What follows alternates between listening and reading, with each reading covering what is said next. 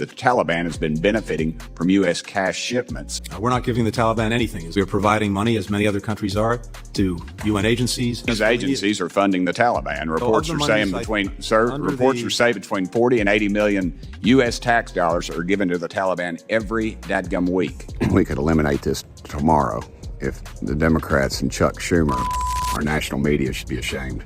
We've been warned.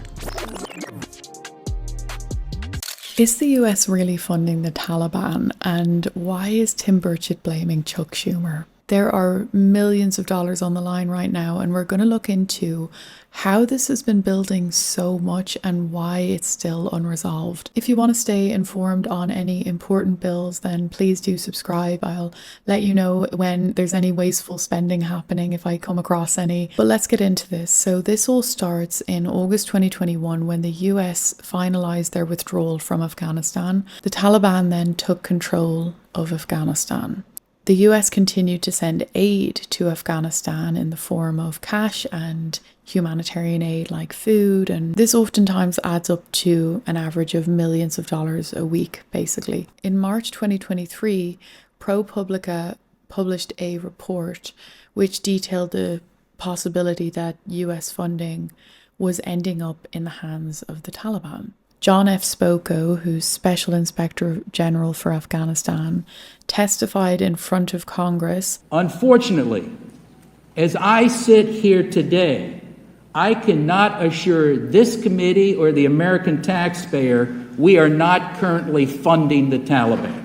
He also said that he can't assure that the money that's arriving to the intended recipients isn't being sent to the Taliban. He blamed the State Department for their refusal to allow oversight. And he said that since this administration came in, it's been radio silence. So in June, Tim Burchett introduced a bill to the House to implement safeguards to make sure that the money wasn't ending up in the wrong hands. It's not that the bill stops money from being sent to Afghanistan. It doesn't reduce the money or anything like that. It just puts safeguards in place. I looked it up and I saw a few bills. The idea is for better oversight, tracking where the funds are going, and also a measure where they check any entities that are funding the Taliban and make sure that the US government isn't funding those entities. And from what I can see, the problem is that the House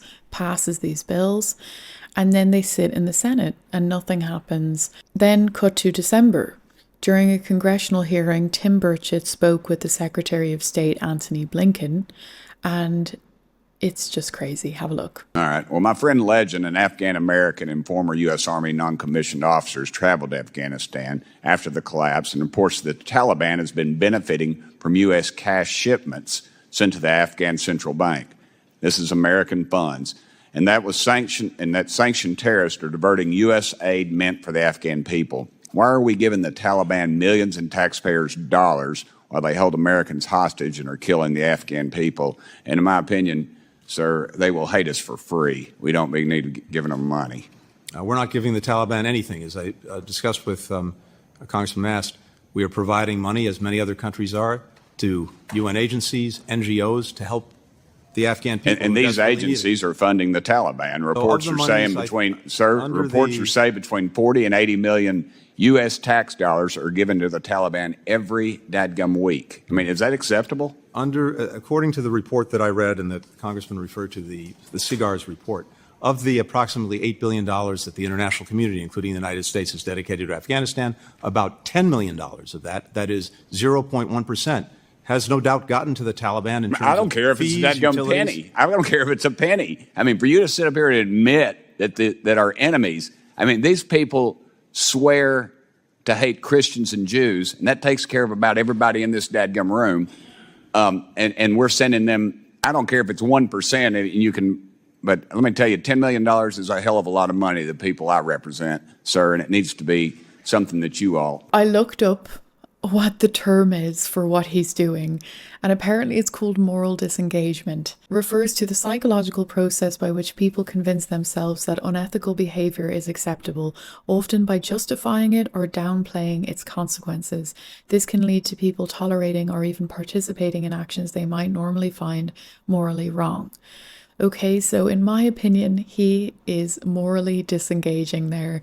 He's downplaying something by comparing it to a larger number, oh, well, we sent billions to Afghanistan and only 10 million ended up with the Taliban, which, to be honest, he probably doesn't know for sure exactly how much has ended up with the Taliban, but still $10 million, that's still, if you can avoid it, it would be better just to avoid it. So this brings us to January of 2025 and nothing has happened. So here's Tim Burchett, frustrated, and he posts this video online. Lots going on right now in our country. I want everybody to keep an eye on it. We've, I passed legislation in the House that would effectively, I believe, stop the funding of American tax dollars going to the Taliban and these radical groups that really just hate our guts and want to kill us. We're spending millions and millions of dollars, your tax dollars, every week is going to these people.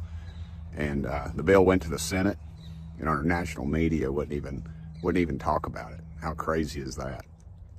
Look, folks, these folks, they're not, they may be Americans, but they're not for us. They're not for our way of life. They want to destroy us. And this is the way they do it. And we could eliminate this tomorrow if the Democrats and Chuck Schumer in the Senate would have brought that bill up, but they chose not to. So millions every week continue to flow to the Taliban. And, we've been warned. So I hope everybody pays very close attention to what's going on, and you demand a lot more from your elected officials. Our national media should be ashamed for not exposing this any more than they did. I checked if it was even put within the original draft of the continuing resolution bill, the 1,500-page one, where just anything and everything under the sun was included in that bill, and it was the, must-pass bill at the end of the year, and even that didn't contain this bill. I do understand why Tim Burchett is frustrated, and I do understand why he's blaming Chuck Schumer here. It seems like he does have the power to put this to the floor, and it comes across as though he's delaying it.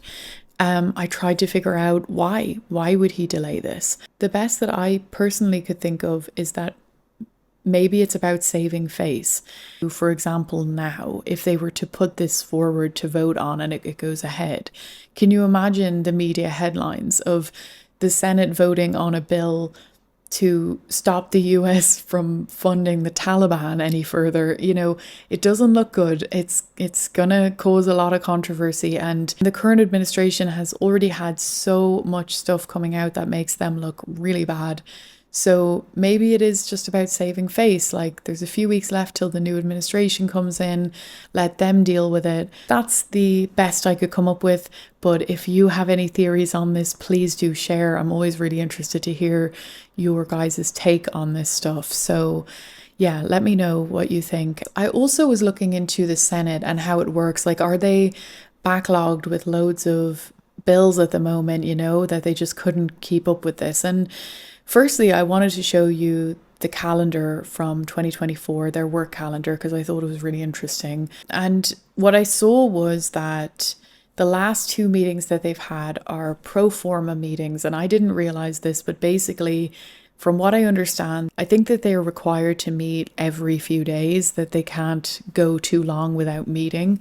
So in order to fulfill that requirement, sometimes even though they don't have any bills to vote on and they don't intend to vote on anything, they just meet and have a pro forma meeting, which is like saying hello and then closing after 3 minutes and just being like, okay, job done. From what I understand, that's actually a thing. Someone correct me if I'm wrong on that, but I saw that the last two have been pro forma meetings, so they're not voting on anything. And I'm like, okay, well, why not just vote on this then?